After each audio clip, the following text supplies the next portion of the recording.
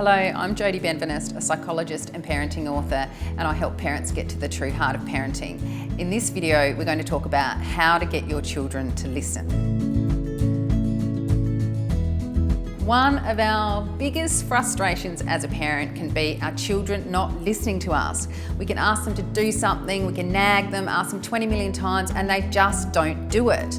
And then we end up getting frustrated and losing it and yelling. And when we do that, we're not actually parenting at our best, and we're also not showing our children and role modelling what's good, effective communication. In this video, I'm going to share some tips about how to get your children to cooperate more, to create a better connection with your children, and to really get them to listen. As parents, we can be really good at telling our children what to do. We can be barking at them orders all day. Do this, do that, hurry up. Just like we don't like to be told what to do every moment of every day, our kids really don't like it either. And when we're telling all the time, there's a few things going on here. Kids stop listening. They just tune out. They might hear the wah, wah, wah, but they're not really listening and taking it in. When we're telling and talking all the time, we're also not listening to our children. We're not allowing them to have a voice, and we're not hearing things from their perspective. We're also not allowing our kids to listen to themselves and to hear themselves and then to think and speak their own mind. We do really need to tell our children what they need to do from time to time, and there is a way to do it well. The first thing we need to do is really connect with our child. We need to go to them, get their attention, make eye contact, and then make a really calm and reasonable request. We can also give our children a simple explanation why we would like them to do something we've asked them to do. So an example might be that we need to be at work a little bit early that day, so that's why we need to get ready now. Can you please put your shoes on? Can you please get your bag ready? Let's go.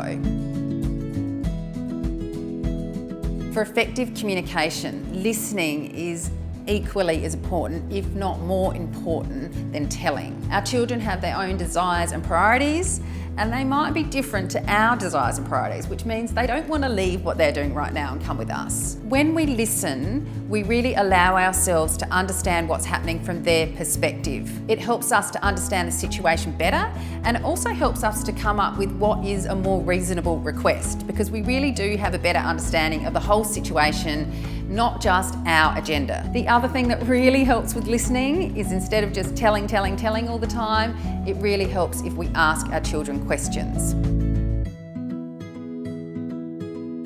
When we ask our children questions, it helps them to cooperate, and it also increases our understanding of what's really going on.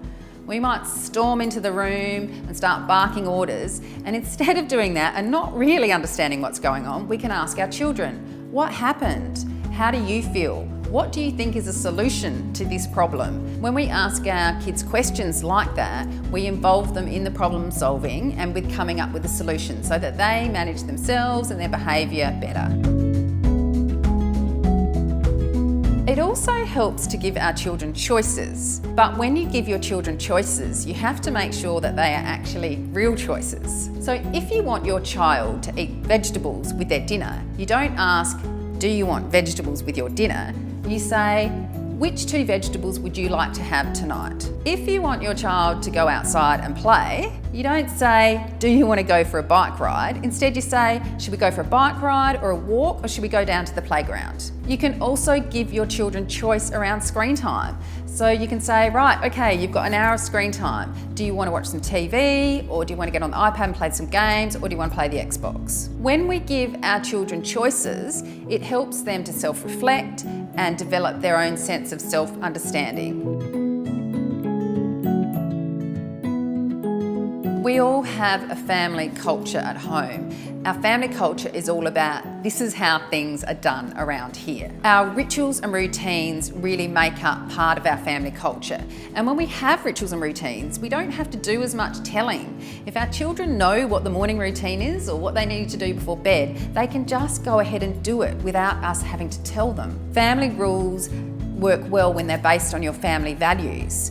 And they are something that you can develop together with your children. You can decide on what your family values are and what the rules are at your house, and also what consequences might happen if people don't stick to the rules. If, as a family, you value respect, then you have the family rule of no hitting or yelling in our house. If you value communication, that's when everyone gets a say in your house, everyone has a voice. If you value responsibility, that's when there are family rules about everyone helping out, everyone doing chores, everyone taking on their own responsibilities. Family meetings are also a really good way to instill your family values and also to talk about your family rules. You could meet once a week over dinner and have a chat about what went really well that week, what needs to improve, and also what you're looking forward to. Family meetings also give you time to come together and connect and to celebrate all the good things that are happening in your family.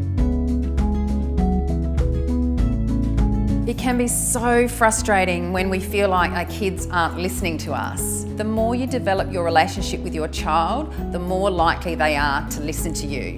It's about developing that strong relationship and connection with them so they want to cooperate. When you ask your children questions, when you give them options, when you see life from their perspective and really listen to what's going on for them, it really helps your kids to have more agency and want to be a part of family life. It also helps children to think for themselves, so they're not just relying on us all the time to tell them what to do. When we have family rituals, when we have family rules that are based on our values, and also family meetings, which are regular check-in times, we're really creating that family culture where kids understand what's expected of them. This is what we do in our family, and you don't need to tell them all the time what to do.